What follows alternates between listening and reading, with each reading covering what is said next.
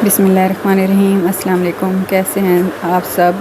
Welcome back to my YouTube channel. आज मैं बना रही हूँ चना चाट उबले हुए चनों से। इसके लिए मैंने कुछ चीज़ें इकट्ठी कर ली हैं। तो सबसे पहले हम लेंगे एक बाउल और कटा हुआ धनिया है, खीरे हैं, खीरे जो मैंने काट के रखे हैं, और टमाटर और प्याज और उबले हुए आलू, और दही मैश की है मैंने, थोड़ी सी दही ली है 3-4 चम्मच जितना, और इमली का पल्प लिया है, और चने मैंने उबाल लिए हैं। तो बस इन चीज़ों को बस मिक्स करना है।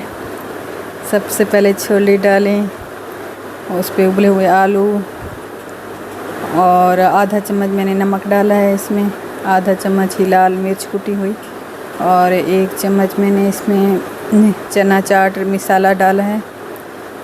आप किसी भी ब्रांड का ले सकते हैं, और इनमें से कोई चीज़ आपके पास मौजूद नहीं है आप वो स्किप भी कर सकते हैं। तो सबसे पहले छोले डाले हैं मैंने, फिर आलू उबले हुए, प्याज और हरा धनिया, कटा हुआ टमाटर और उबले हुए आलू वगैरह।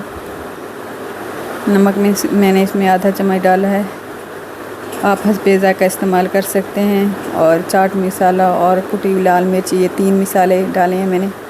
और इमली का पल्प, इमली मैंने भिगो के अच्छी तरह मैश कर ली थी, फिर इसका पानी छान लिया है। और थोड़ी सी दही इसमें डालेंगे। आप इनमें से कोई चीज़ कम या ज़्यादा कर सकते हैं अपने जायके के मुताबिक। अब इन तमाम चीज़ों को अच्छी तरह मिक्स करेंगे। ये हल्की फुल्की भूख में बना के खाएं, बहुत अच्छा लगता है। और खाने के साथ भी आप एक एक्स्ट्रा डिश के तौर पर भी ये रख सकते हैं।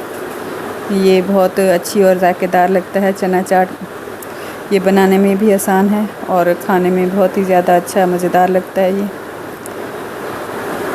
हल्की फुल्की भूख में भी बहुत अच्छा लगता है। इसको अच्छी तरह मिक्स करेंगे और डिश आउट करेंगे इसको।